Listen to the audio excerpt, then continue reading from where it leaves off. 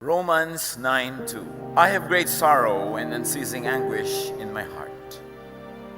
Matindi ang aking kalungkutan at di mapawi ang pagdaramdam ng aking puso. Hirap ng loob. Emotional pain.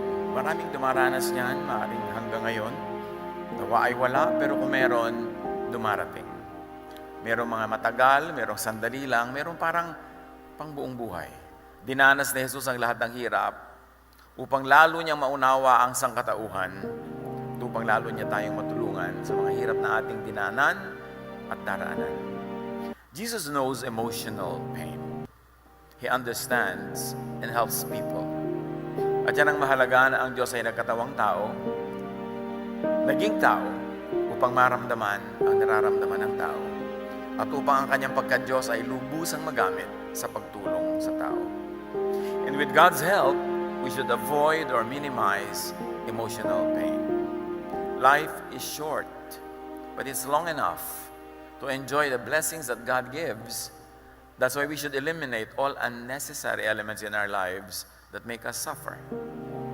Avoid possibly painful situations, especially prolonged or permanent pain and discomfort caused by our decisions.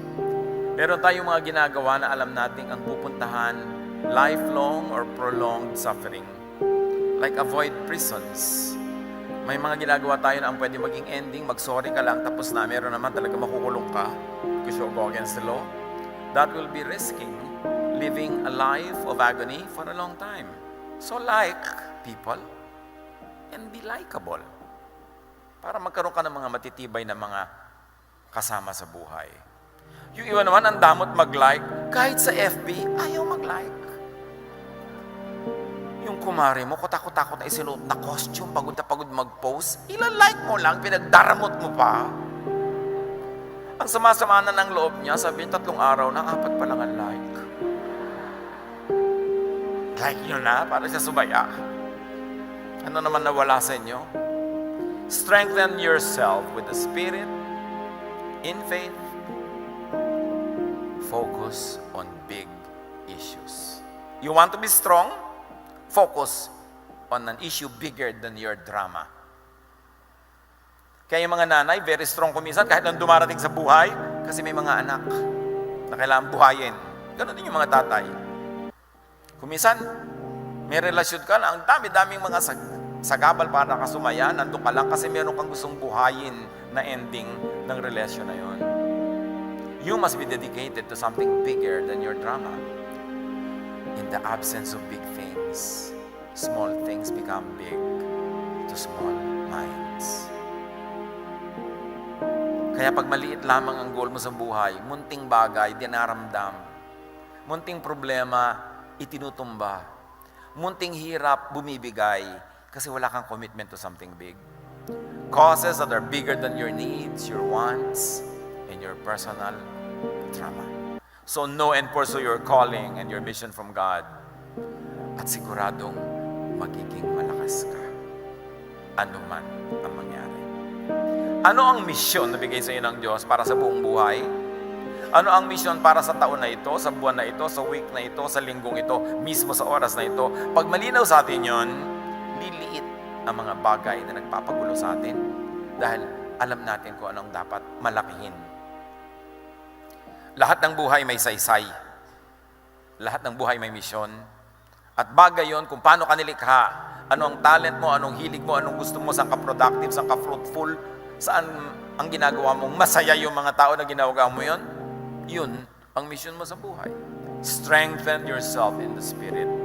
Raise your pain tolerance. Practice handling and overcoming pain.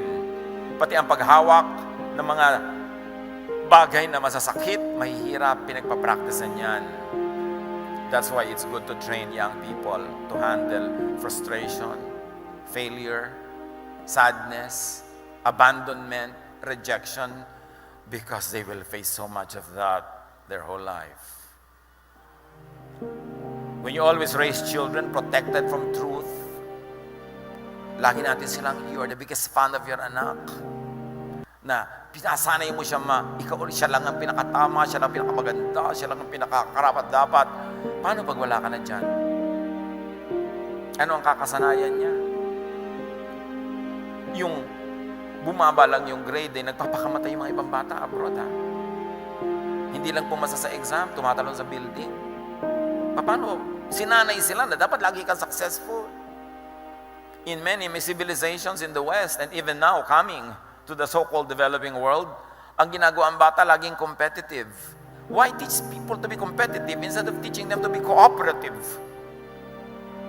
Because you maximize the benefit of living on this planet by cooperating with everyone else, not by competing with everyone and becoming the only winner, rendering everybody else the losers.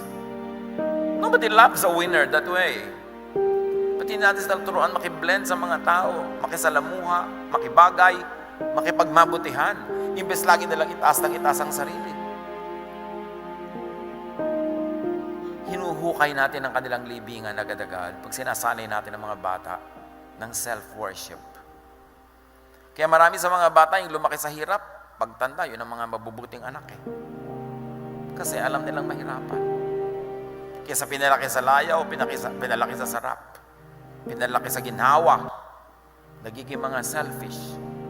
So raise your pain tolerance, especially teach children to bear with pain because it's inevitable. There's a lot of parts of life that are painful. Sabi ni Lord sa Matthew 11:28, if you are tired from carrying heavy burdens, come to me and I'll give you rest. Hindi ka pumasa sa exam, ikapito na. Go to Jesus. He's going to give you rest. Yung anak, ganyan talaga. Bibigyan ka niya ng dahilan para matanggap mo yan, magpahinga ka, at kung kailangang ulitin mo, pero hindi naman bukas agad, rest. Nakakapitong nobyo ka na.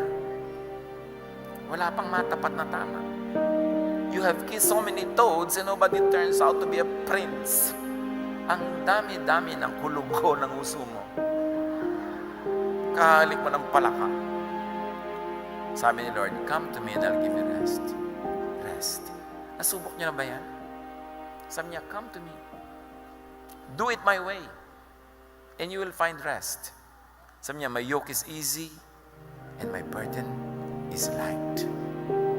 You will find rest for your souls.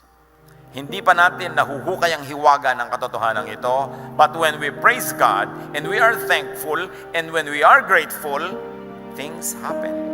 The universe realigns to favor us because God loves it when the climate of thanksgiving, when the climate of gratitude is prevailing.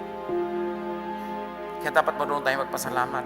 Marunong tayong, pag may kulang, ang ipagpasalamat natin yung nandun. Marunong tayong magpasalamat kahit may kulang, kahit may nararamdaman tayo.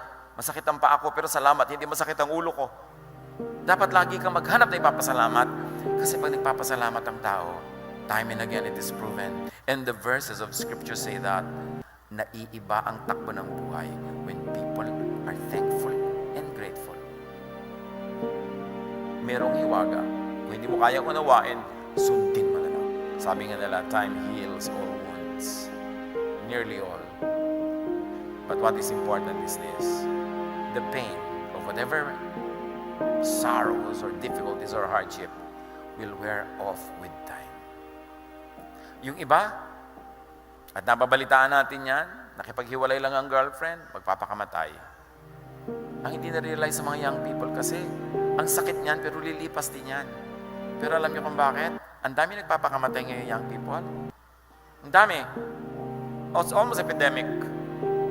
Wala silang practice masaktan. Pinalaki sa layaw. Laging anak, ang ganda-ganda mo. Pero mami, sabi po nila, ang laki-laki ng mata mo. Huwag ka maniwala, anak. Close your eyes. Lagi na lamang na ini-spoil natin sila. Kasi ganun, talaga anak, may magagandahan sa'yo, may hindi. Ako nagagandahan sa'yo, ang Diyos nagagandahan sa'yo. Tsaka anak, ang ganda-ganda ng kalooban mo. Hindi mo dapat sabihin sa bata yung mga hindi totoo just to make them feel good. Pagka napagalitan ng teacher, yung teacher ay dedemanda. Pag bumagsak, papagalitan yung tutor. Pag hindi nanalo, unfair, nadaya. Anong ginagawa niya yung bata? Wala siyang practice masaktan. Ang daming sakit sa mundo. Isali niyo ng isali ang mga anak niyo sa contest para matalo. Para mag-practice. Dahil di ba ang daming talo sa mundo? Kayo, ilang beses na natalo sa pag-ibig? Walang practice. Hindi mo isinasali anak mo para manalo. Kasi 99% talo yan. Siyempre, isa lang mananalo. So practice. Anak, bakit? Mami, natalo po ako. Uy, nakapag-practice ka, anak. Congratulations. Diba? Hindi yung magagalit ka dahil natalo. Kaya marami nagpapakamatay ng mga anak ngayon, mga magulang, pinalaki sila sa layaw. Walang practice. Nung araw, walang nagpapakamatay na bata. Yung nangangahoy ka sa bundok, umiigib ka sa balon, sinasakmal mo yung mga sawa, no? Dahil nang-aagaw ka ng mga palakha, dahil kukuha nila mga sawa, yung mga araw, yung mga batang laki sa hirap. Sino nagpapakamatay noon? Wala. Gusto nila mabuhay. Sabi ni Balagtas, pag-ibigan ako yakin nakilala, di dapat palaki ng bata sa saya at sa katuwaan kapag namihasa, paglaki walang ihinting ginhawa. Para ng halamang lumaki sa tubig, dahil malalantang munting di madilig, ikinaluluoy ang sandaling init, ganyan din ang pusong sa tuway maniig. Ang laki sa layaw, karaniway hubad, sa baitat muni, sa hatol ay salat. Ano, pinapalakpakan nyo, hindi pa tapos. Masaklap ang bunga ng maling paglingap, habag ng magulang sa irog na anak. Florante at Laura yan. Di ba sa ulado nyo naman yan? O absent kayo nun? Huwag nyo ispoilin ng mga bata para matibay ang loob. Sanayin yung kahit may pera kayo, kung isang konti lang baon. Hindi laging lahat ng gusto nilang latest gadgets, binibigay nyo. Dahil maraming kabigo ang naghihintay sa kanila. Kailangan nyo silang pag-practicein. You will not always be there to protect them. Ang ipamana nyo sa kanila, matibay na loob. Hindi maigagapit ng anumang bagay. Ecclesiastes 3:1. Ang lahat sa mundong ito ay may kanya-kanyang panahon. May kanya-kanyang oras. So oras ng kabiguan, di mabigo. Oras ng masaya, magsaya. Just survive the day, the hour, the minute. At pag hirap na kayo, ito sabihin nyo, this too will pass. Walang permanent, lalo hirap. Umaalis din yan.